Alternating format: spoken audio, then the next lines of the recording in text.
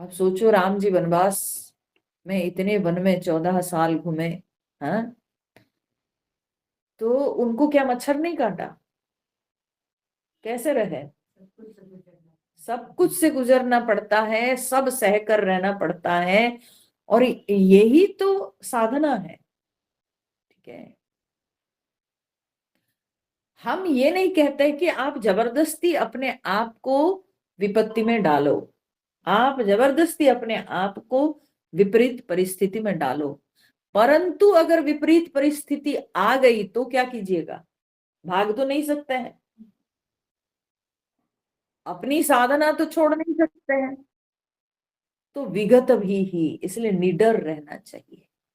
साधक अगर निडर नहीं रहेगा तो उसका चित्त स्थिर नहीं होगा, भय उसके चित्त को विक्षिप्त करेगा, डरेगा तो एकांत में ध्यान नहीं कर पाएगा, उसका मन घबराएगा, तो मन चंचल होगा, और चंचल मन से वो क्या साधना करेगा? तो इसलिए भगवान यहाँ पर कहते हैं ब्रह्मचारी प्रतिष्ठित विगत भी, भयमुक्त जो हो गया है, और प्रशांतात्मा, इसीलिए उसके मन में बिल्कुल शांति है, क्योंकि ना डर है, हाँ, ना उसको कहीं किसी व्यक्ति विशेष से कोई स्पृहा है, हाँ? तो उसके मन में कोई प्रकार की आकांक्षा नहीं, स्पृहा नहीं, किसी के प्रति आकर्षण नहीं, और कोई डर नहीं, भय नहीं, संकोच नहीं, तो उसका मन शांत है, इसलिए प्रशांत आत्मा, बिल्कुल उसका चित्त जो है शांत है, स्थिर है। तो ऐसे व्यक्ति मनः संयम्य मच्चित्तः मत्परः युक्त आसीत, मन संयम्य, वो मन को संयमित करके, मच्चित्त मत्परः युक्त आसीत, मच्चित्त माने उसके चित्त मुझको समर्पित होता है। तो जो जिसका चित्त परमात्मा को समर्पित है, जिसके चित्त भगवान को समर्पित है, उसको भगवान कहते हैं मच्चित्त। ठीक है, तो ऐसे मुझको चित्त समर्पित वाला, मत परह माने मेरे परायण होकर, युक्त आसीत अर्थात सावधान होकर, स्थित होवे, हाँ, स्थित हो, सावधान होकर बैठे या स्थित हो गए। ठीक है, तो मच्चित्त और मत परह, यहाँ पर शंकराचार्य जी जब भाष्य देते हैं ना, बहुत ही मजेदार भाष्य देते हैं। आदिगुरु शंकराचार्य यहाँ पर क्या कहते हैं? बोलते हैं भवति कश्चित रागी स्त्री चित्त न तो स्त्रियम एव परत्वेन गृह्णाति। बोले कि बहुत ऐसे लोग हैं रागी, ठीक है, बहुत ऐसे आसक्त लोग होते हैं जो कि स्त्री चित्त, ठीक है, जो कि स्त्री चित्त होते हैं, ठीक है, जिनके मन में अपनी स्त्री की निरंतर भावना चलती है, ठीक है, वे स्त्री चित्त है, उनके मन में स्त्री, अपनी स्त्री की वृत्ति चलती है, तो स्त्री चित्त। तो बोले बहुत ऐसे आसक्त लोग होते हैं जो स्त्री चित्त होते हैं, परंतु न तो स्त्रियम एव परत्वेन गृह्णाति, परंतु उस स्त्री को परत्वेन न गृह्णाति, उस स्त्री को श्रेष्ठ नहीं मानते हैं। समझ रहे हैं? निरंतर स्त्री की भावना करते हैं, परंतु स्त्री को सर्वोच्च नहीं मानते हैं। ठीक है, स्त्री पर नहीं होते, स्त्री चित्त होते हैं, परंतु स्त्री पर नहीं होते हैं। ऐसे बहुत आसक्त पुरुष देखे जाते हैं समाज में। और वे श्रेष्ठ किसको मानते हैं? तो बोले वे राजा को श्रेष्ठ मानते हैं। बोले कि ही फिर किसको मानते हैं? श्रेष्ठ किसको मानते हैं? बोले राजानम महादेवम वा। शंकराचार्य जी कहते हैं, बोले या तो वे राजा को श्रेष्ठ मानते हैं या महादेव को श्रेष्ठ मानते हैं, परंतु अपने स्त्री को श्रेष्ठ नहीं मानते हैं। ठीक है, स्त्री की भावना होती है पर स्त्री को श्रेष्ठ नहीं मानते। ठीक है, तो किसको श्रेष्ठ मानते हैं? ना राजा को श्रेष्ठ मानते हैं या महादेव को श्रेष्ठ मानते हैं, है ना। तो कहने का तात्पर्य क्या हुआ? तात्पर्य यह है कि जरूरी नहीं कि हमारा चित्त जिसमें लगता हो हम उसको श्रेष्ठ मानते हैं, कोई जरूरी नहीं। समझ रहे हैं भाई? हमारी रुचि के अनुसार हमारा चित्त लगेगा। मेरी अभिरुचि जिसमें होगी मेरा चित्त अनायास उसमें लगेगा, पर कोई जरूरी थोड़ी कि मैं उस चीज को श्रेष्ठ मानूं। ठीक है, श्रेष्ठ बुद्धि नहीं आती है। मेरा मन लगता है क्योंकि मेरी उसमें रुचि है। अभिरुचि के अनुसार हमारा मन लगेगा कोई विषय में, कोई वस्तु में, परंतु हम उसको श्रेष्ठ नहीं मानते। जैसे हमारी अम्मा, जहां हमारा सत्संग हो रहा है, ये अम्मा हमारी जो है ना, वो अपने फूल पौधों में उनका मन लगता है। क्या वो फूल पौधों को श्रेष्ठ मानती है? नहीं, फूल पौधों में उनका मन लगता है, उनकी ये रुचि है। ठीक है, तो इसी प्रकार से दुनिया में ऐसे बहुत मतलब लोग आप देखेंगे कि वो किसी विषय में उनकी रुचि के अनुसार उनका मन लगता होगा, परंतु उसको वो श्रेष्ठ नहीं मानते। ठीक है, तो कोई स्त्री चित्त हो सकता है लेकिन वो स्त्री पर नहीं हो सकता है। परंतु यहाँ भगवान क्या कहते हैं? मत चित्त मत पर। वो मेरे चित्त वाला भी है और मुझे श्रेष्ठ भी मानता है। समझे? शंकराचार्य कहते हैं परंतु यहां पर क्या है ना, मच्चित्त मत परह च। वो मच्चित्त भी है और मत पर भी है। ठीक है, अर्थात ये जो साधक है उसका चित्त भगवान में भी लगता है, उसके मन में भगवान की भावना होती है और वो भगवान को श्रेष्ठ भी मानता है। तो उसकी रुचि परमात्मा में है और वो परमात्मा को श्रेष्ठ भी मानता है। तो तभी वो मच्चित्त भी है और मत पर भी है। ठीक है, ये होता है। सांसारिक वस्तुओं में ऐसे नहीं होता है। सांसारिक वस्तुओं में आप जो है, कोई, जैसे मैंने कहा कि आप कोई स्त्री चित्त हो गया, तो कोई जैसे बगीचा में उसका मन लग गया, फूलों में लग गया, कोई चित्र है ना, कला में उसको मन लग गया, है ना। तो वो हो सकता है। किसी को संगीत में मन लग जाता है ना, तो वो संगीत चित्त हो सकता है, परंतु संगीत को श्रेष्ठ ना मानता हो। ठीक है, तो वो संसार में ऐसे होता है, परंतु आध्यात्मिक मार्ग में मन जहां लगता है और वही श्रेष्ठ भी है। तो परमात्मा में मन लगता है और परमात्मा ही श्रेष्ठ है, ये जो मानता है, तो भगवान कहते हैं युक्त आसीत, वो सावधान होकर स्थिर होके बैठे। ठीक है, सावधान होकर आसीत, उसको बैठना चाहिए। ठीक है, मन संयम्य मच्चित्त मत्पर युक्त आसीत। वो मच्चित्त होकर, मत्पर होकर, सावधान होकर बैठे।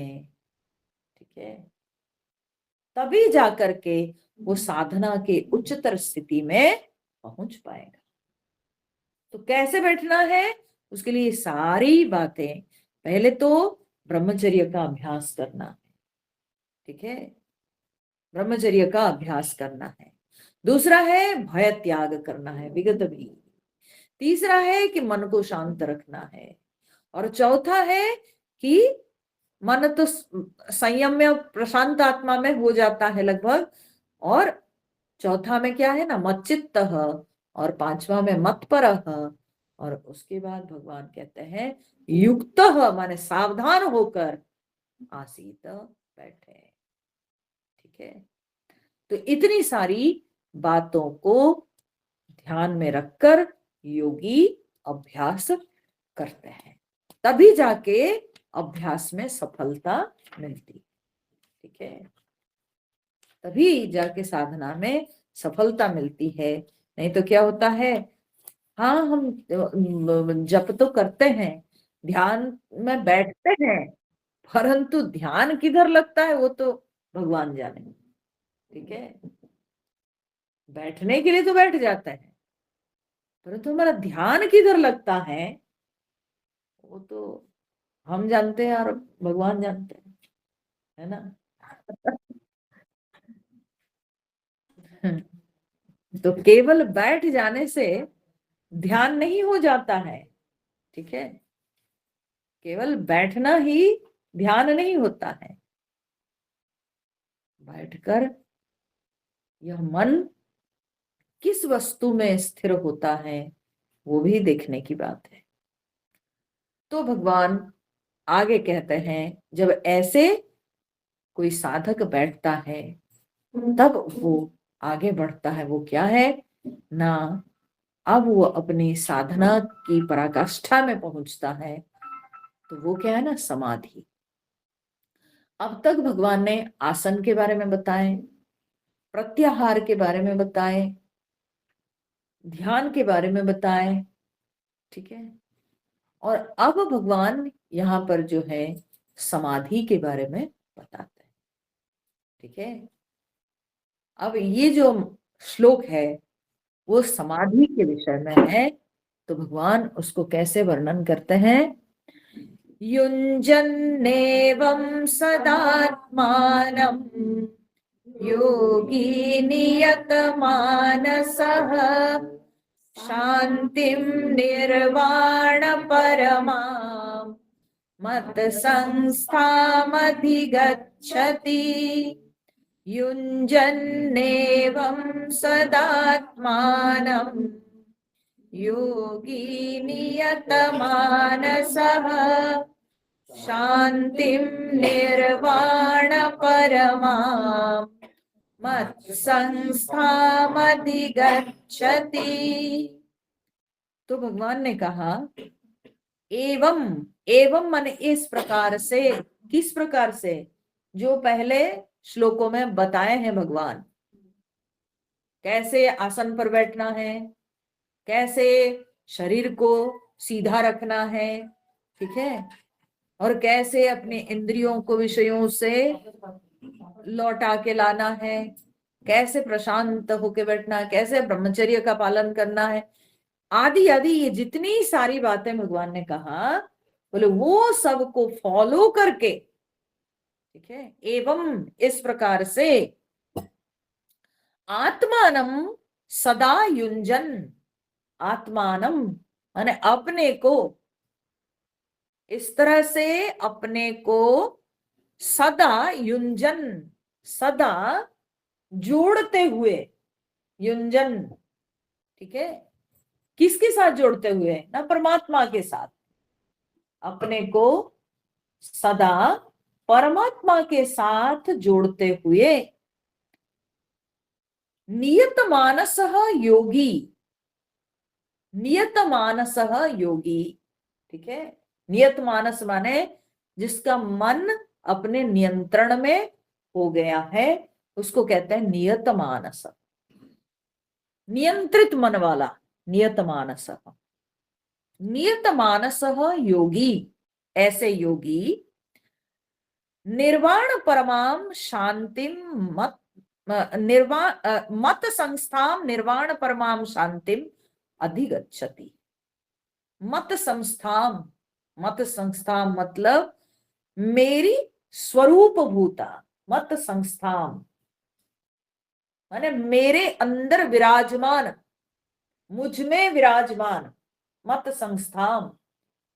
ठीक है, अर्थात मेरी स्वरूप भूता जो मेरे अंदर विराजती है, ठीक है। मेरी स्वरूप भूता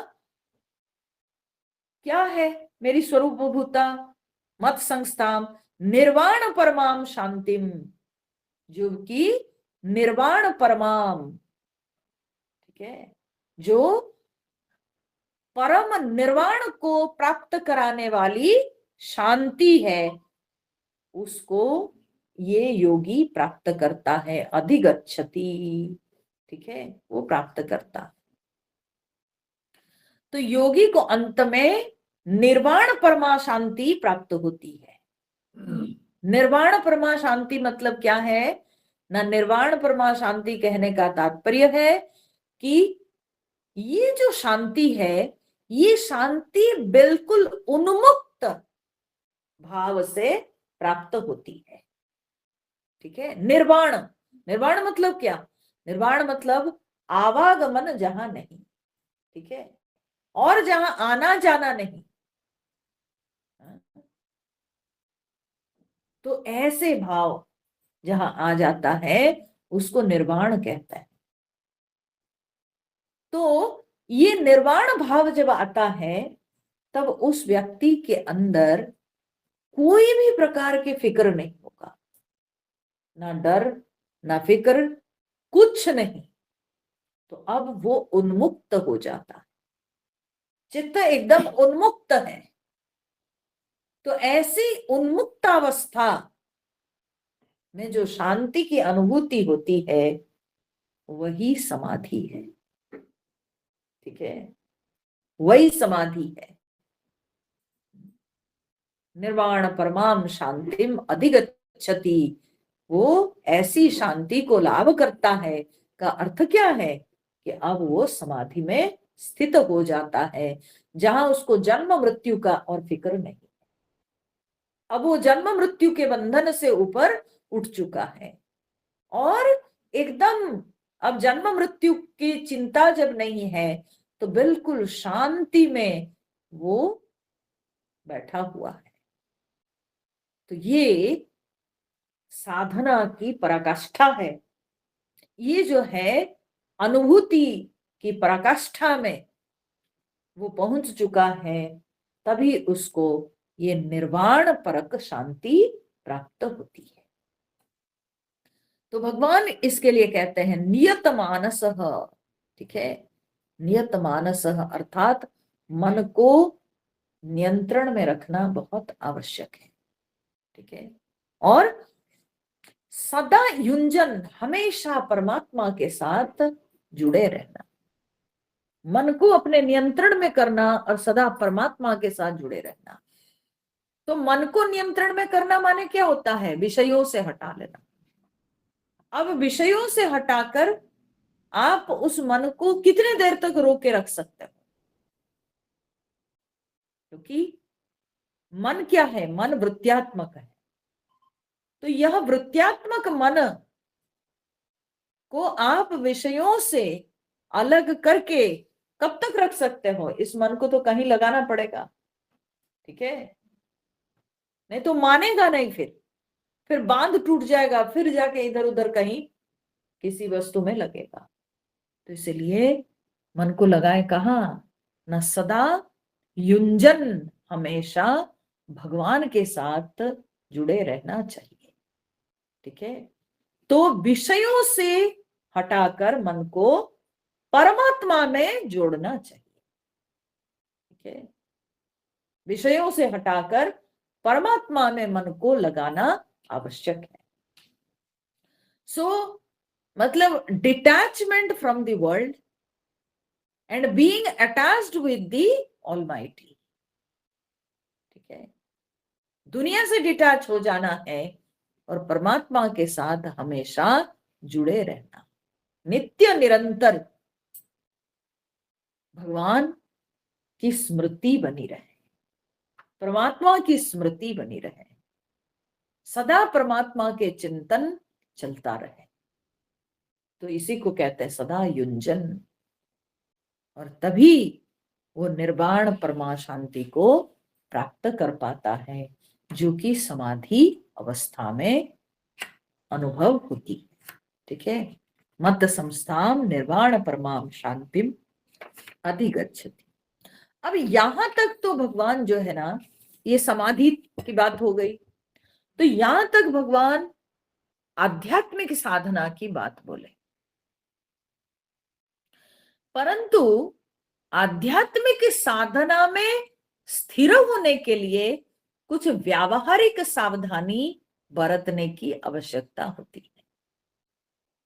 ठीक है, आध्यात्मिक साधना में स्थिर होने के लिए कुछ व्यावहारिक सावधानी भी अपनानी पड़ती है। ठीक है, कुछ व्यावहारिक सावधानी अगर हम बरतेंगे नहीं तो फिर आध्यात्मिक साधना में हम टिक नहीं पाएंगे। ठीक है, तो क्या व्यावहारिक सावधानी है जिसको भगवान आगे के 2 श्लोकों में बताते हैं। ठीक है, तो उसको हम लोग पाठ करेंगे। 16वां और 17वां नंबर श्लोक है। नात्यश्नतस्तु योगोस्ति न चैकान्तमनश्नतः न चाति स्वप्नशीलस्य जाग्रतो नैव चार्जुन युक्ताहार विहारस्य युक्तचेष्टस्य कर्मसु युक्तस्वप्नावबोधस्य योगो भवति दुःखः। तो भगवान ने कहा नात्यश्नतस्तु योगः अस्ति न च एकांतम अनश्नतः। भगवान ने कहा कि अर्जुन, न अत्यश्नतः तु योगः अस्ति न च एकांतम अनश्नतः योगः अस्ति। ठीक है, बोले अत्यश्नतः न योगः अस्ति, अनश्नतः एकांतम अनश्नतः अपि योगः न अस्ति। ठीक है, हाँ? इसका अर्थ क्या है ना? अत्यश्नता, अत्यश्नता मतलब क्या है? बहुत खाने वाला। ठीक है, जहां मिला वहां खाया, जो मिला उसको खाने लगता है वो। ठीक है, और फिर क्या, खाने का कोई समय भी निर्धारित नहीं, कुछ भी खाएगा, कहीं पे भी खाएगा, और कितना भी दे दो खाएगा। ठीक है, किसी भी समय खाएगा। तो इसको कहते हैं अत्यश्नता। और मात्राधिक खाएगा, अत्यश्नता। ठीक है, हम लोग जब वेदांत पढ़ रहे थे ना गुरुकुल आश्रम में रह करके, तो हमारे आश्रमों में कभी कभी क्या होता था ना, किसी किसी की शादियां होती थी। ठीक है, और बड़े बड़े सेठ लोग अपने बेटा बेटी की शादी कराते थे वहां पर आश्रम में।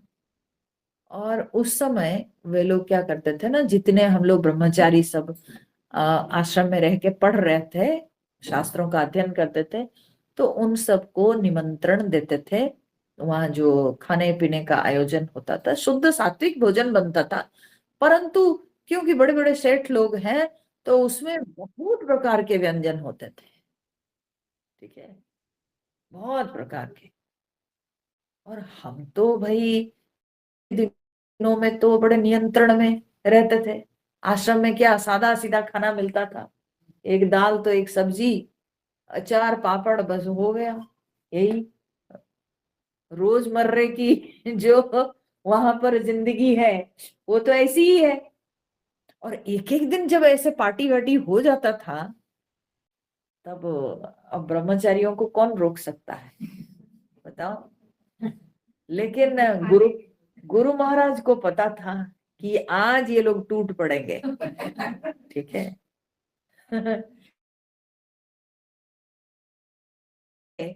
उस दिन का जो उसके पहले की जो कक्षा होगी वो कक्षा केवल भोजन को लेकर होती थी।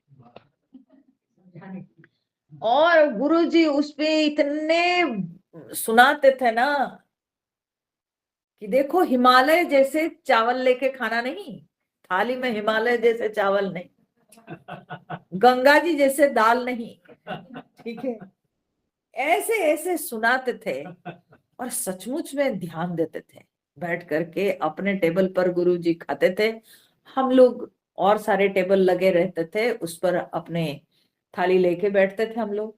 वो दूर से देखते थे सबको, कौन क्या ले रहा है, कितना लिया, कौन हिमालय जैसे राइस लिया है, गंगा जी जैसी दाल ली है, तो सब देखते थे गुरुजी। उसके बाद बुलाते थे, बोलते क्या जी कल सवेरे ध्यान कक्षा में उठ पाओगे ना। और जानबूझ के ना उसको काम देते थे। ध्यान कक्षा तो हम लोगों का 5 बजे होता था, हम लोग नहा धो के 5 बजे रेडी होके जाते थे। पर जानबूझ के जो जो लोग ज्यादा खाए होंगे ना उनको ड्यूटी देते थे, सुनो 4 बजे आज मंदिर में जाकर के, कल भोर में मंदिर में जाकर के 4 बजे नहा धो के जाना, जाके सब दरी तुम ही बिछाना, तुम ही लोग बिछाओगे और मंदिर का झाड़ू करोगे। तो जानबूझ करके उन लोगों को ऐसा काम देंगे, 4 बजे उठ के जाना। तो बेचारे बड़े असमंजस कि किस कारण से उनका चुनाव हो गया। बहुत असमंजस में पड़ जाते थे कि इतना झेलना पड़ रहा है। तो कहने का तात्पर्य है कि अगर हम लोग साधना के मार्ग में हैं तो हमको ये सावधानी बरतनी होती है, क्योंकि अगर हमारा लक्ष्य है साधना, हमारा मन साधना में स्थिर हो, तो फिर सावधानी तो बरतनी होगी। बोले कब तक? बोले तब तक जब तक आपका मन स्वतः विषयों से हट नहीं गया हो। स्वतः मन में और विषयों के प्रति रुचि न पैदा हुआ हो, तब तक आपको सावधानी बरतने की आवश्यकता है। ठीक है, जब तक नेचुरली आप ये नहीं कह देते हैं कि हमको नहीं चाहिए, ठीक है, स्वाभाविक रूप से अंदर कोई खिंचाव नहीं, अंदर कोई भी प्रकार के जो है हलचल नहीं, और आप विषयों को बहुत आराम से छोड़ पाते हैं, ये भाव जब तक नहीं आया है तब तक सावधानी बरतने की आवश्यकता। ठीक है, तो यहां पर इसलिए भगवान कहते हैं कि बहुत जो खाते हैं उनके द्वारा साधना होती नहीं। क्यों? क्योंकि अगर हम बहुत खाएंगे ना तो उसमें क्या होगा, उसमें आलस्य, शरीर भारी हो जाएगा, पेट भारी हो जाएगा, और फिर उसके बाद क्या होगा ना, आलस्य आएगा,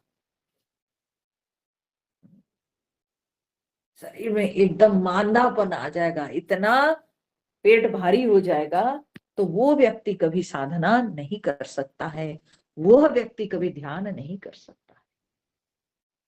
तो इसलिए भगवान यहाँ पर कहते हैं न अत्यश्नतः तु योग अस्ति, जो बहुत खाने वाला होता है उसके द्वारा कदापि योग साधना नहीं हो सकती, वो कदापि योग साधना नहीं कर सकता है।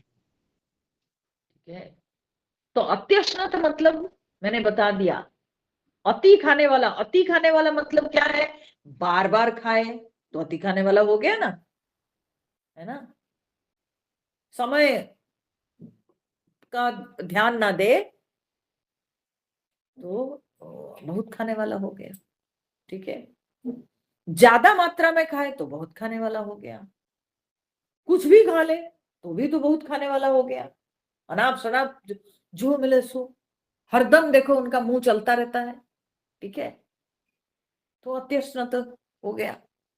अभी अभी हम जो है भोजन करके गए हैं, कोई बोला भुंजा खाओगे, हाँ खा लेंगे, 2 बार फाँक लेने में क्या है। ठीक है, लोग ऐसे होते हैं, हाँ, हमने देखा है। बाप रे बाप, हम आपको क्या बताएं कैसे कैसे लोग खाते हैं। और मैं बताए ना, शादी ब्याह कहीं गए, कहीं कोई दे रहा है मुफ्त में, तो बस खाए जाओ खाए जाओ खाए जाओ। ठीक है, ये भी खाओ वो भी खाओ वो भी खाओ, विरुद्धाहार खा लेते हैं। ठीक है, दूध भी खाएंगे, दही भी खाएंगे, खीर भी खाएंगे, है ना, सलाद भी खाएंगे, क्या क्या सब खाते जाएंगे, खाते जाओ खाते जाओ खाते जाओ। ठीक है, बहुत अद्भुत स्थिति है। अत्यश्नतः, है बहुत खाने वाला। फिर नच एकांतम अनश्नतः, और जो एकांतम अनश्नत, अनश्नत माने नहीं खाने वाला, एकांतम अनश्नतः,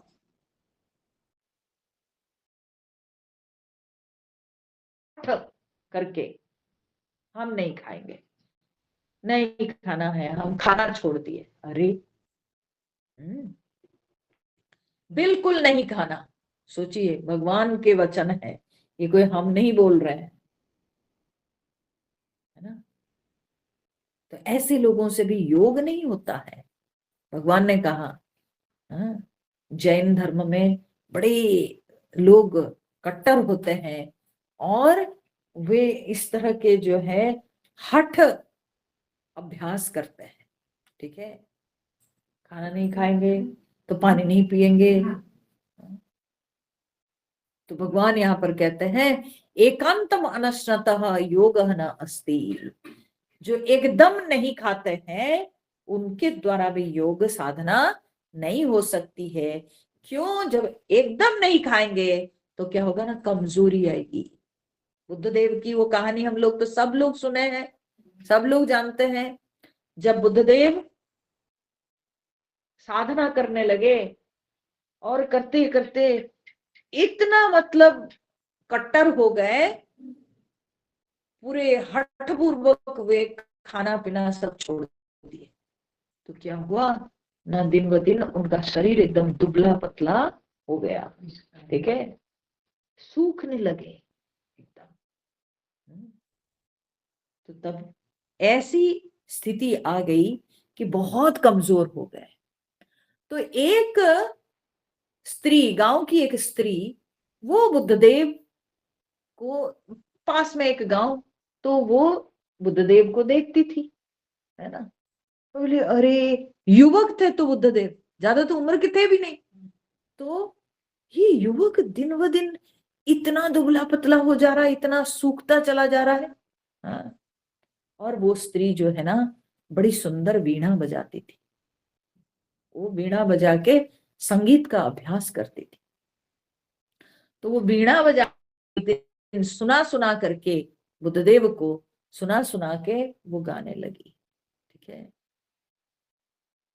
ज्यादा कसोगे तो टूट जाएगा। ठीक है, ढीला छोड़ोगे तो बजेगा नहीं। तो शरीर को अगर ढीला छोड़ दोगे, कुछ भी खाए कैसे भी रहे, तो बोलेगे नहीं, चलेगा नहीं। ठीक है, और ज्यादा कसोगे तो टूट जाएगा। बहुत ज्यादा अगर इसको कसोगे, जैसे वीणा के तार, उसको ज्यादा टाइट करेंगे तो तार टूट जाएगा। और ढीला छोड़ देंगे अगर वीणा के तार को, तो आवाज नहीं आएगी, बजेगा नहीं। उसी प्रकार से ये शरीर को अगर हम पूरा ढीला छोड़ देंगे तो फिर योग नहीं हो सकता है। जब मर्जी तब खाए, जब मर्जी तब सोए, हैं, मन मर्जी रहे, तो फिर इससे साधना नहीं हो सकती है। और अगर ज्यादा टाइट करेंगे, खाएंगे नहीं पिएंगे नहीं, कुछ नहीं, तो बोले फिर तो टूट जाएगा। शरीर ही नहीं रहेगा तो साधना कैसे होगी। ठीक है, तो शरीर कमजोर हो जाएगा तो भी योग नहीं हो सकता है। तो बहुत खाने वाला के द्वारा योग नहीं होता है, एकदम नहीं खाने वाले के द्वारा योग नहीं होता है। न चाति स्वप्नशीलस्य जागृतः न एव च अर्जुन। भगवान कहते हैं न च अति स्वप्नशीलस्य, अति स्वप्नशील, अति स्वप्न देखने वाला कौन होता है? जब मर्जी तब सोता है,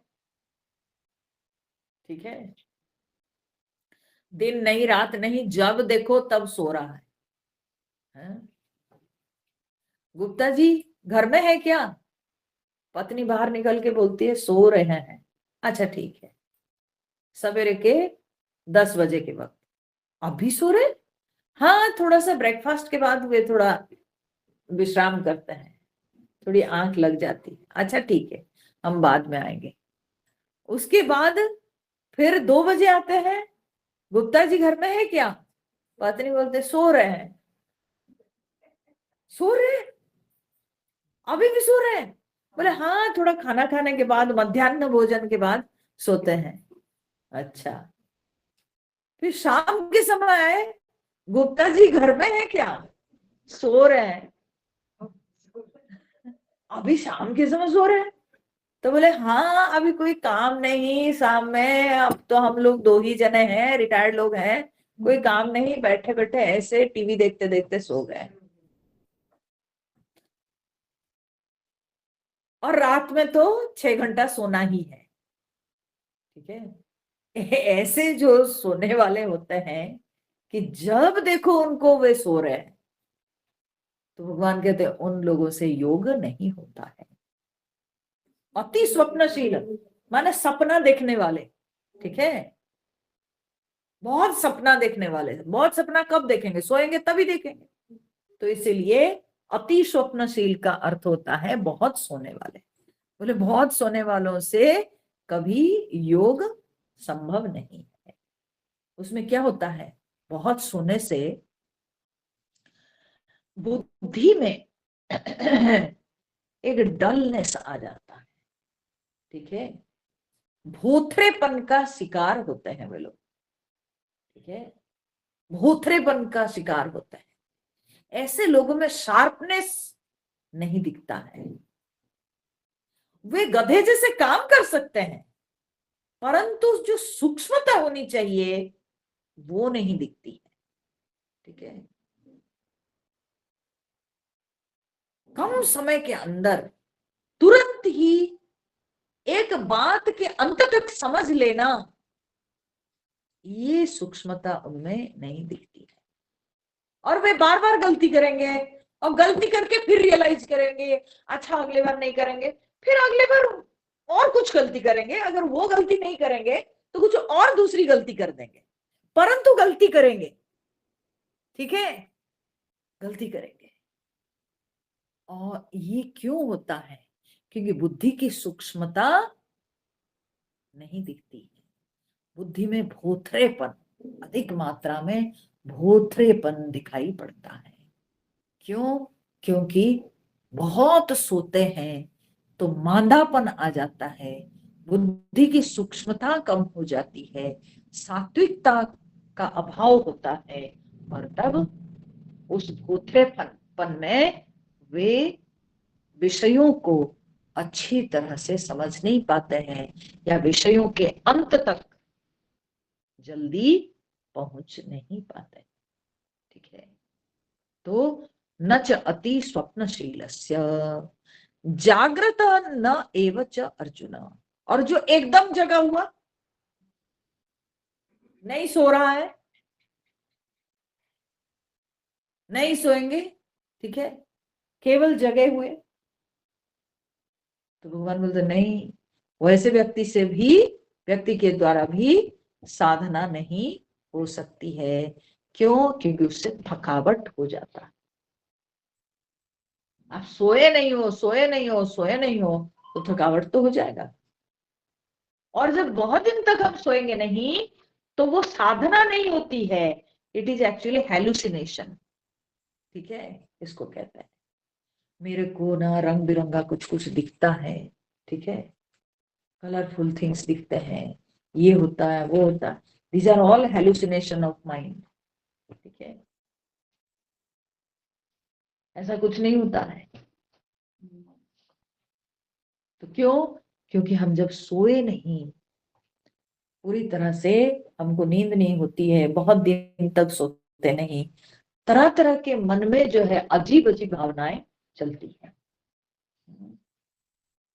अजीब अजीब प्रकार की भावनाएं चलती है, और उस प्रकार से जो है व्यक्ति के द्वारा साधना नहीं होती है, योग नहीं होता है।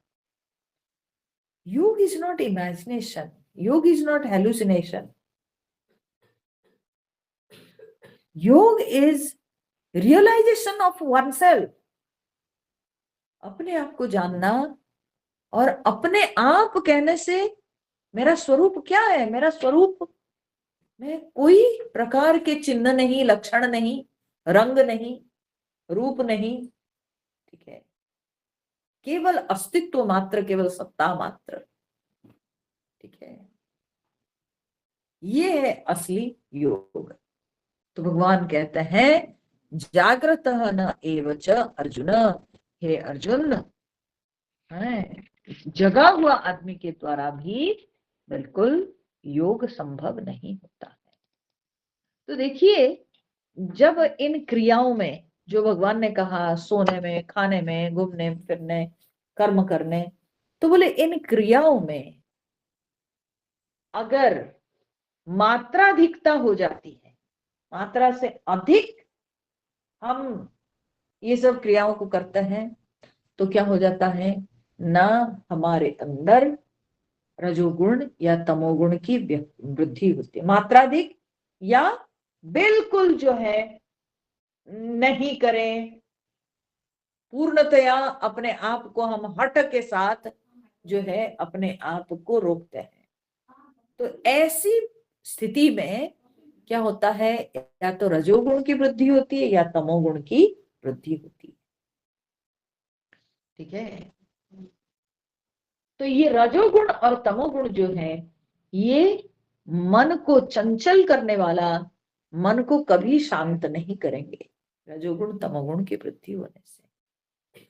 तो इसलिए जब हम इन क्रियाओं को मात्रा के अनुसार करते हैं, ठीक है, सही मात्रा में जब करते हैं, तभी जाकर के उसमें सत्व गुण की वृद्धि होती है। और सत्व गुण की वृद्धि होने से हमारे अंदर जो है शांति, उत्साह, धृति, चेतनता, ये बनी रहती है, ठीक है। तो उसके लिए क्या चाहिए? ना सावधानी। तो कैसी सावधानी? भगवान उसको 17वें नंबर श्लोक में बताते हैं कि युक्त आहार विहारस्य युक्त चेष्टस्य कर्मसु। ये श्लोक बड़ा प्रसिद्ध श्लोक है, ठीक है, भगवद गीता के यह श्लोक बहुत प्रसिद्ध श्लोक है। बोले युक्त आहार विहारस्य, आहार और विहार में जो युक्त है, ठीक है, आहार विहार दोनों को युक्त, युक्त माने क्या है? युक्त माने उचित मात्रा, उचित मात्रा के जो आहार और विहार, घूमना फिरना, खाना पीना, घूमना फिरना, ठीक है, ये जिसका आवश्यक मात्रा के, संतुलित मात्रा के, ठीक है, आहार विहार युक्त, युक्त आहार विहारस्य। और फिर क्या? युक्त चेष्टस्य कर्मसु, और अपने कर्मों में भी क्या है? ना संतुलित, ठीक है, कर्मों में भी हमारी चेष्टा जो है बिल्कुल संतुलित, कितना हम करें, किस हद तक करने से हमको अच्छा लगेगा।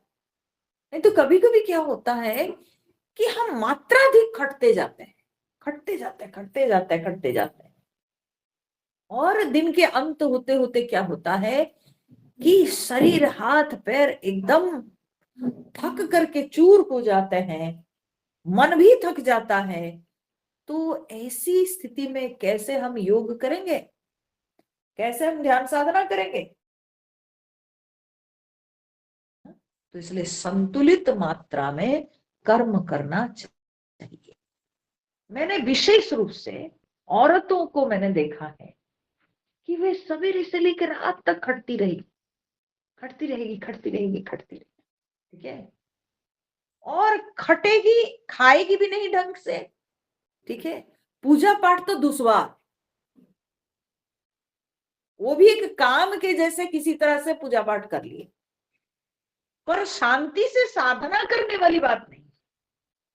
वो कोई साधना के जैसे पूजा पाठ नहीं होता है, वो एक काम के जैसे ही होता है, बस डेली ड्यूटी है तो कर लेना। तो ऐसे स्त्रियों के साथ अब देखो, बोले दौड़ती रहेगी, दौड़ती रहेगी, दौड़ती रहेगी, ये करेगी, वो करेगी, वो करेगी, ऐसे करके उन लोगों के द्वारा कोई साधना नहीं बनती है, पूरी जिंदगी बिता देती है वो, क्या है ना, घर वालों के लिए करते करते। और अपना उद्धार कब करोगी, अपना कल्याण कैसे करोगी, इस पर भी तो विचार करो। हाँ? केवल हस्बैंड के लिए खाना पकाना, उसके लिए टिफिन बनाना, बच्चों के लिए टिफिन पैक करना, इस यही तो हमको जो है मुक्ति नहीं देने वाले हैं, ठीक है, इससे आगे भी तो सोचना है। तो मैं ऐसे औरतों को देखती हूँ कि जो बिल्कुल खटती रहती है और शांति से कोई साधना नहीं कर पाती, नहीं कर सकती, जब देखो तब दौड़ती रहती है। तो भगवान श्री कृष्ण यहाँ कहते हैं, जो लोग मात्राधिक कर्म करते हैं उनके द्वारा भी कभी योग नहीं होता है, साधना नहीं हो पाती है। आप देखो, अब मैं आपको एक चीज बताना चाहूंगी यहाँ पर, आप लाख बोल दो कि मैं तो सब देखो ड्यूटी में की, ये भी ड्यूटी, वो आप जानो, ठीक है, वो आप जानो, परंतु ये बात याद रखो कि वो सारी ड्यूटीज से आपका उद्धार नहीं होने वाला, आपका कल्याण नहीं होने वाला, ठीक है। आप खाना पका रहे हो, खाना खिला रहे हो, टिफिन पैक कर रहे हो, कपड़ा धो रहे हो, कपड़ा तय करके रख रहे हो, जो है ना, पेड़ पौधे बागवानी ये वो, हाँ वो कर रहे हो, ठीक है, तो कहीं कुछ कर्म को छोड़ना पड़ेगा साधना करने के लिए। तो आप बोलोगे, दिन खत्म होते होते आप सुनाओगे, टाइम कहाँ, देखो बताओ कहाँ मेरे पास समय, हाँ? हम कब गीता पढ़ेंगे, कब भगवत पढ़ेंगे, कब सत्संग करेंगे, समय कहाँ। और जब सत्संग होता है तो इतने थक चुके हैं कि सत्संग में बैठते ही ठीक है नींद आने लग जाती है। क्यों? क्योंकि अनाप शनाप सारे काम किए, गधे जैसे काम किए, और जब सत्संग में मन स्थिर करके सुनने की जरूरत होती है तब क्या है, सो रहे हैं, तब सो रहे हैं, ठीक है। आपको तो तौलना चाहिए कि मेरे साथ क्या जाने वाला है, ठीक है। और हम कब तक यही सब करते रहेंगे, कब तक यही रीजन दे करके हम भगवान से दूर रहेंगे, ठीक है, कब तक। लोग ऐसे होते हैं, मैं जानती हूं, उम्रदार व्यक्ति, ठीक है, रिटायर्ड हो गए हैं, और उसके बाद क्या कर रहे हो, हम जो है ना वो खेती कर रहे हैं। और खेती क्या कर रहे हो, खेती में क्या, कुदाल लेकर के ले मिट्टी जो है, हाँ, कोड़ रहे हैं बैठ करके, वही दिन भर करेंगे, परंतु वे भगवान के नाम नहीं ले सकते हैं, भगवान की कथा श्रवण नहीं कर सकते हैं, ईश्वर चिंतन नहीं कर सकते हैं, ठीक है। और जब ईश्वर चिंतन का समय आता है तब सोने लगता है। तो भगवान इसलिए स्पष्ट रूप से यहां कह दिए हैं, आप मानो चाहे ना मानो, भगवत गीता एक ऐसा शास्त्र है जो बोलने में कहीं हिचकिचाता नहीं। आप मानो नहीं मानो ये आप पर निर्भर करता है, परंतु जो बातें यहां पर दी गई है वो अकाट्य है और वो वैज्ञानिक है। ठीक है, वो वैज्ञानिक है। तो भगवान ने कहा युक्त चेष्टस्य कर्मसु, जो अपने कर्मों में युक्त चेष्टा करते हैं, माने संतुलित उद्यम करना, जितने आवश्यक बस उतना। जैसे जैसे उम्र बढ़ती है कई कर्मों को छोड़ना पड़ता है, जानबूझ के छोड़ना पड़ता है। क्यों? क्योंकि अरे बाबा ये तो सोचो कि कितने दिन की आपके पास जिंदगी बची है,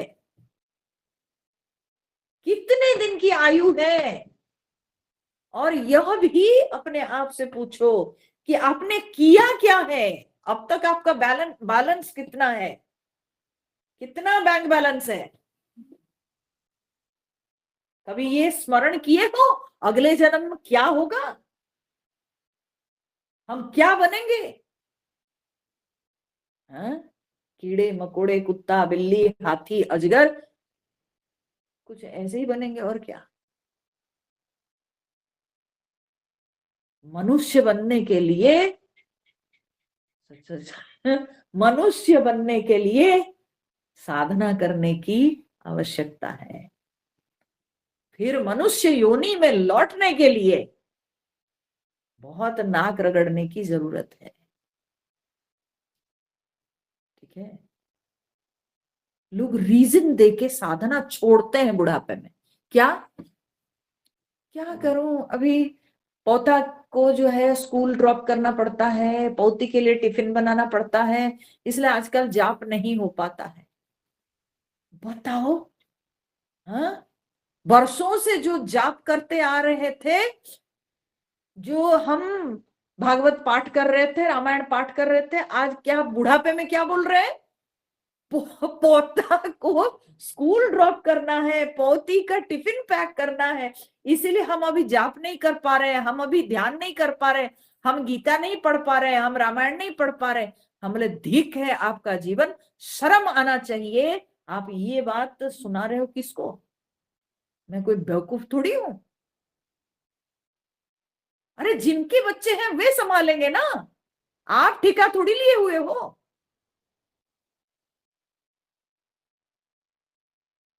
बड़ा बुरा लग सकता है आप लोगों को मेरी बात सुन करके, लगे तो लगे, मुझे कोई फर्क नहीं पड़ता है। ठीक है, आप काम क्यों खरीद रहे हो? हमारे शास्त्र कहता है वानप्रस्थ अवस्था में सारे कर्मों को छोड़ के बैठ जाना, वन में चले जाना। वन में घर द्वार परिवार छोड़ के वन में जाने को कहा गया था। अच्छा, हम आजकल वन में तो नहीं जाते हैं। अरे अपने जीवन को तो वन के समान बनाओ। हाँ, उल्टा हमारी आसक्ति और बढ़ती जाती है ना। हम दिल्ली जाएंगे, हम बेंगलोर जाएंगे तो कपड़ा बटोरेंगे, सामान बटोरेंगे, गाछ बटोरेंगे। क्यों? हमको बागवानी का शौक जो है, हमारे पास 100 प्रकार के पौधे हैं, अब 102 प्रकार के पौधे हो गए। किसको सुना रहे हो? क्या मिलेगा उससे? उससे आपको भगवान मिलेंगे क्या? उससे आपको भगवान मिलेंगे क्या? पूछो अपने आप से। मैं बताऊं, साधना करने के लिए बड़ी दृढ़ मना होने की जरूरत होती है। ये लुचरू पुचरू वाले नहीं कर सकते साधना, नहीं कर सकते। ठीक है मैम, सोशल सेटअप ऐसा हो गया है ना अभी हम लोग का, सोसाइटी का, यू कैनॉट अवॉइड इट। खाना नहीं देगी बहू का। तो ये जो जो एकदम दुर्बल मना लोग होते हैं ना, हाँ, वे साधना नहीं कर सही सकते बात। हैं, वे साधना नहीं कर सकते हैं, उन लोगों से नहीं हो सकता है। बूढ़ा खाली बैठ बैठ के खाएगा, कुछ काम नहीं करेगा।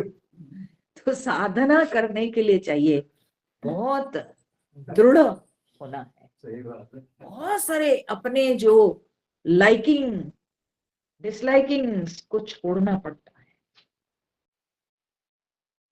आई use to like gardening, I use to like घर सफाई, लीव इट यार, इस घर में और रहने के लिए कितना दिन है मेरे पास समय, how many days I am going to live. गिनोगे तो गिन चुन करके आपको समय दिखेंगे।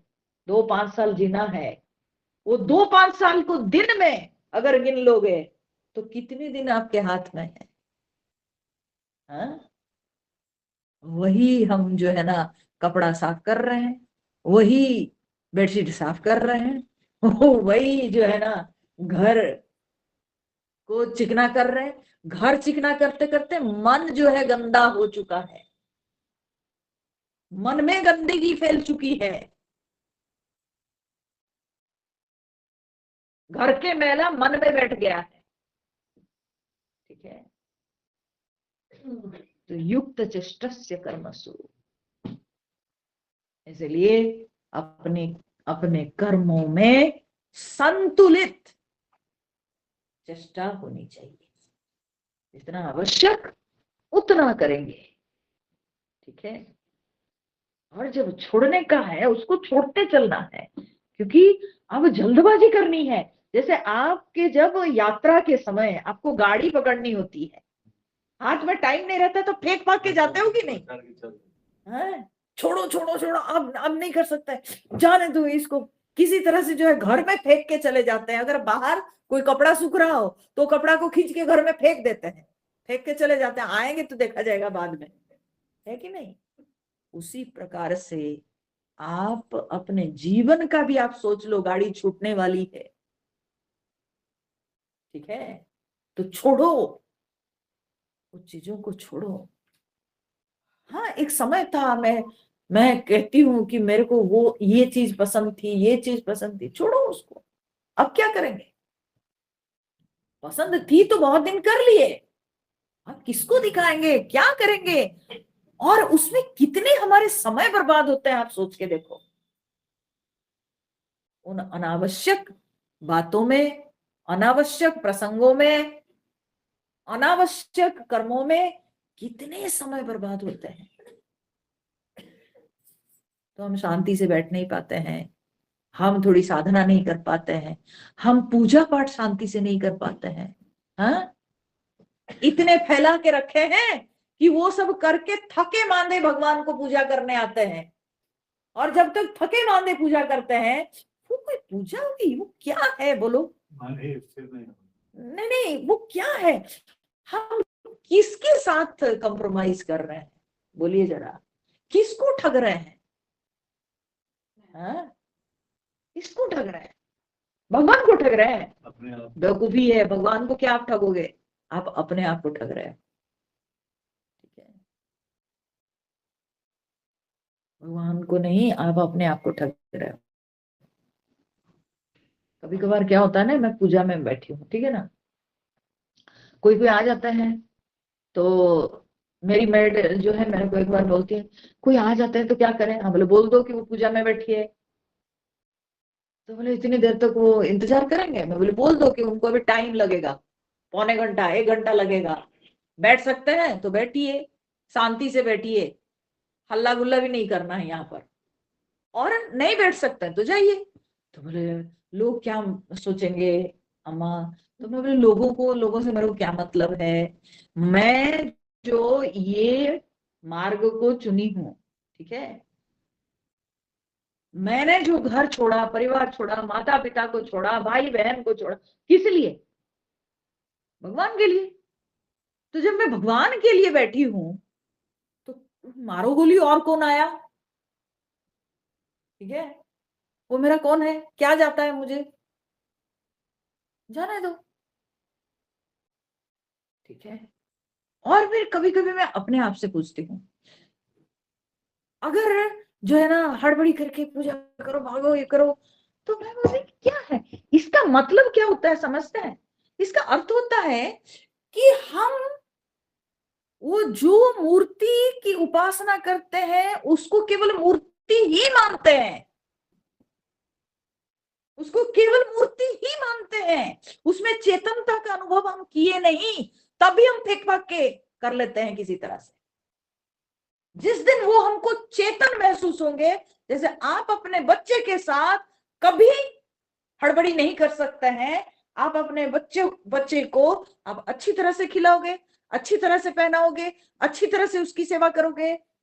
जिस दिन आपको आपके घर में रखी हुई मूर्ति वैसे लगेगी, तो आप जानो कि आप अच्छी तरह से उनका काम करोगे।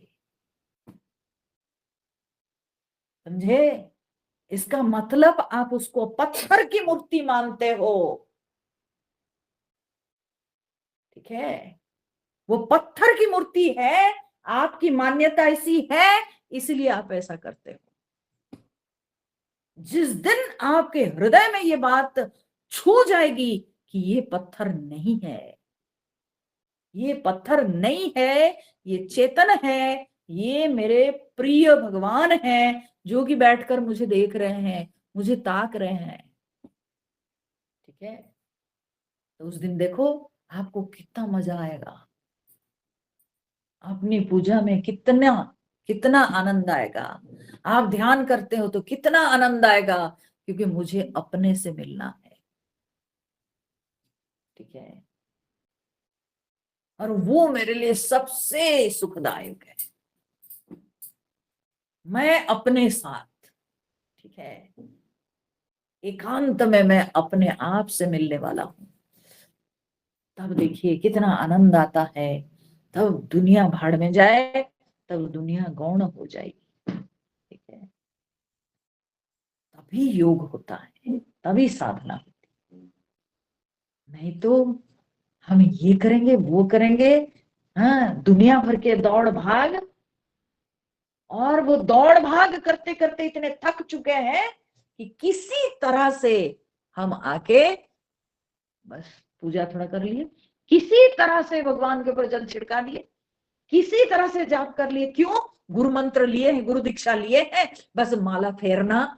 हाँ, गुरु ने कहा है कि डेली कम से कम एक माला कर लेना, तो वो किसी तरह से कर लिए, क्यों? क्योंकि अब टाइम नहीं है, हाँ, अब भूख भी लगी है, तो किसी तरह से माला फेर ली। शर्म आना चाहिए, हम किसको ठगते हैं? इसलिए योग उसी से होता है जो व्यक्ति संतुलित व्यवहार करता है। असंतुलित जीवन में कभी साधना नहीं हो पाती है, कभी नहीं साधना हो सकती। ये बिल्कुल जो है दोनों विपरीत बातें हैं, ठीक है? विपरीत बातें। तो कोई कहता है अरे जब हम पेड़ पौधों को पानी पटाते हैं मेरा तो ध्यान ही हो जाता है, अच्छी बात है, पर उसको भी एक सीमा तक रखना है, क्योंकि वही केवल साधना नहीं, वो साधना का एक बहुत छोटा अंग है, एक बहुत छोटा जो है वो लक्षण है।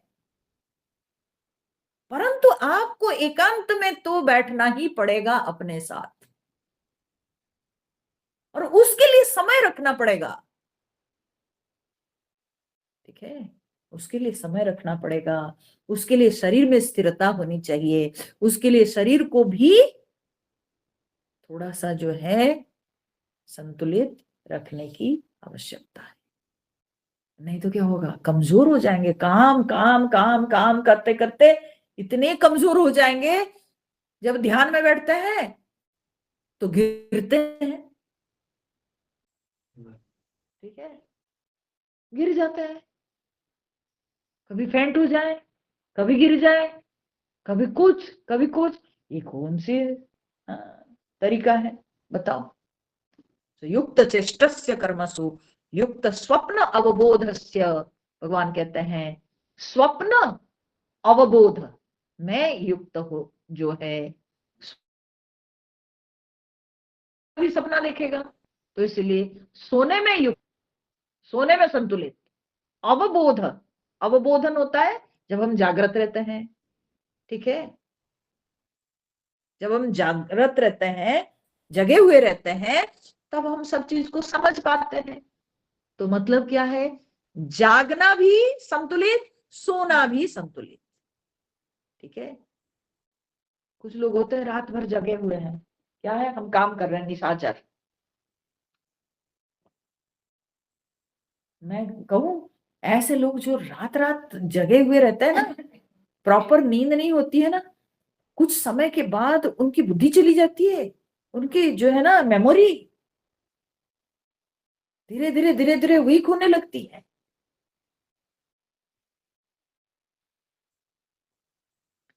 तो नींद तो आवश्यक है, परंतु नींद भी अति नहीं होना चाहिए, संतुलित नींद, और संतुलित भी जागना, ठीक है।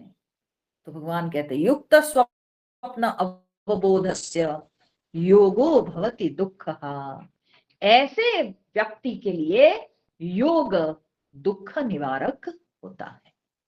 ऐसे व्यक्ति के लिए, कैसे व्यक्ति, ना जिसका आहार विहार संतुलित है, जिसके कर्म संतुलित है, जिसका सोना जागना संतुलित है, ऐसे व्यक्ति के लिए योग दुख नाशक होता है, ठीक है। दुख कैसे होता है, बोलिए, दुख कैसे होता है? दुख होता है जब तन की विषम, तन में धातुओं की विषमता और मन में वृत्तियों की विषमता, ठीक है, दोनों से दुख आता है। तन में धातुओं की विषमता होती तो रोग होता है शरीर में। तो असंतुलित जीवन होगा तो शरीर में धातुओं में गड़बड़ी होगी। हमारे शरीर विभिन्न धातुओं से बना है, ठीक है। हमारे शरीर में त्रिदोष होते हैं, कफ वात पित्त, ठीक है। अगर हमारे जीवन संतुलित नहीं होगा तो इन तत्वों में असंतुलन दिखाई पड़ेगा, ठीक है। और जब असंतुलन दिखाई पड़ेगा तो शरीर में रोग होगा, ठीक है। और ऐसे व्यक्ति योग कैसे करेगा? शरीर में रोग होगा तो दुख बढ़ेगा, इसलिए तन में धातुओं की विषमता से दुख बढ़ता है, और मन में वृत्तियों की विषमता से भी दुख बढ़ता है। मन में वृत्तियों की विषमता, वे लोग शांत नहीं रह सकते हैं, अकेले नहीं रह सकते हैं, बैठे अकेले तो 100,000 जो है मन में पता नहीं क्या क्या क्या क्या चिंताएं चलती, ठीक है। तो ये हुई वृत्तियों की विषमता, तरह तरह के विषयों के प्रति आकर्षण, तो विषयों की वृत्ति, अकेले बैठे तो भी चिंताएं चलती रहती है। तो ऐसे जब वृत्तियों की विषमता होती है तो तब भी दुख अनुभव होता है। बहुत मन चंचल होने से व्यक्ति को दुख अनुभव होता है। सो तन में धातुओं की विषमता, मन में वृत्तियों की विषमता से दुख आते हैं। और ये दोनों विषमताओं को दूर करने के लिए, तन में धातुओं की विषमता, मन में वृत्तियों की विषमता को दूर करने के लिए योग, योग जीवन में समता लाती है। इसलिए भगवान पहले बोल दिए हैं समत्वम योग उच्यते। योग क्या है? समता, ठीक है। तो इसलिए योग ही समता प्रदान करता है। परंतु वो योग होगा कैसे? उसके लिए कुछ व्यावहारिक सावधानी बरतनी होती है, और वो व्यावहारिक सावधानी यही है, खाना पीना, चलना फिरना, घूमना, काम करना, सब में सावधानी चाहिए।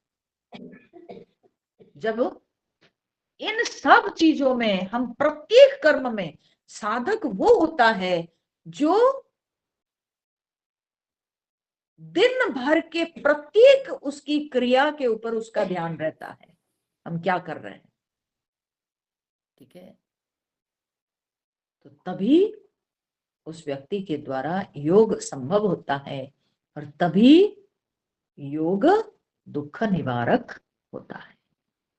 ठीक है, तो भगवान ये कहते हैं, इसी को कहते हैं बुद्ध धर्म में, बौद्ध धर्म में इसको क्या कहते हैं, मध्यम मार्ग।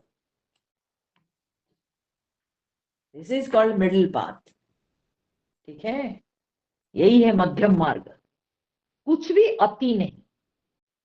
ठीक है, कुछ भी अति नहीं, ज्यादा खाना नहीं या बिल्कुल बिना खाए रहना नहीं, ज्यादा सोना नहीं या बिल्कुल ना सोए जगह नहीं रहना।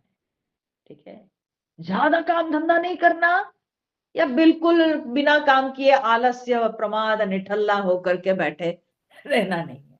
ठीक है, तो वो भी नहीं, तभी जाके योग संभव होता है। ठीक है, तो ये जो संतुलित जीवन, ये संतुलित जीवन को बौद्ध धर्म में मध्यम मार्ग कहा गया।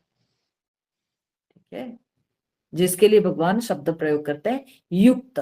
यहां पर भगवद गीता में उसके लिए युक्त शब्द का प्रयोग हुआ। तो ठीक है, आज के लिए तो इतना हो गया, ये विषय कंप्लीट हुआ। अब इसके बाद भगवान जो विषय बताएंगे वो बड़ा बहुत ही सुंदर विषय। ये छठा अध्याय बहुत ही इंटरेस्टिंग है। इसमें पूरा एकदम ध्यान की जो प्रक्रिया है ना, इतना मतलब इतने तरीके से भगवान बताए हैं, स्टेप बाय स्टेप सारी बातें भगवान इसमें चर्चा की है। तो साधना विषय के जो सब प्रश्न हमारे मन में उठते हैं ना, तो सारे प्रश्नों का समाधान इस अध्याय के अध्ययन से हो जाता है। तो फिर आगे के सत्संग तो मुझे लगता है पता नहीं कब होगा भगवद गीता का। कल मेरा और एक जगह कोई कहीं सत्संग है, तो इसलिए कल सत्संग नहीं हो पाएगा, भगवद गीता का सत्संग नहीं हो पाएगा। हाँ, तो इसके बाद फिर मैं बाहर चली जाऊंगी, मेरे बाहर कुछ कार्यक्रम है, परंतु उसमें एक ये क्या है, अच्छा ये क्या है कि वहां पर मेरा 12वां अध्याय पर प्रवचन चलेगा शाम को। तो अगर पॉसिबल होगा तो फिर मैं उस समय ऑनलाइन रहूंगी, तो मैं मैसेज करूंगी। तो लेकिन वो केवल 5 दिन के लिए होगा, तो चलो ठीक है, 5 दिन की कथा मिल जाएगी तब। लेकिन अभी कल का सत्संग तो नहीं होगा, ये सप्ताह का कल का सत्संग नहीं होगा।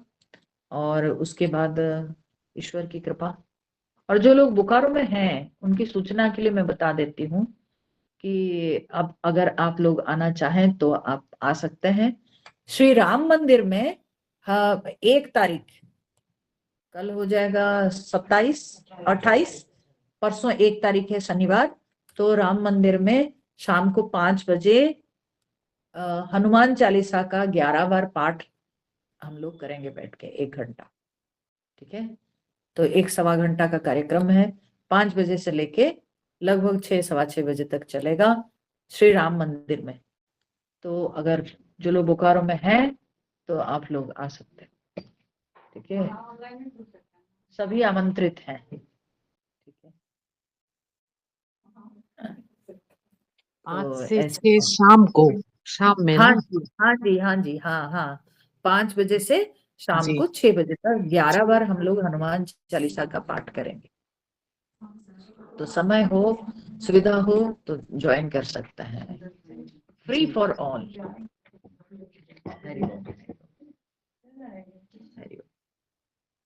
ओम पूर्णमद पूर्णमिदं पूर्णात् पूर्णमुदच्यते पूर्णस्य पूर्णमादाय पूर्णमेवावशिष्यते। ओम शांति शांति शांति। हरि ओम श्री गुरुभ्यो नमः हरि ओम आप आओ तो स्टेशन भी रहने वाली है हरि ओम हरि ओम।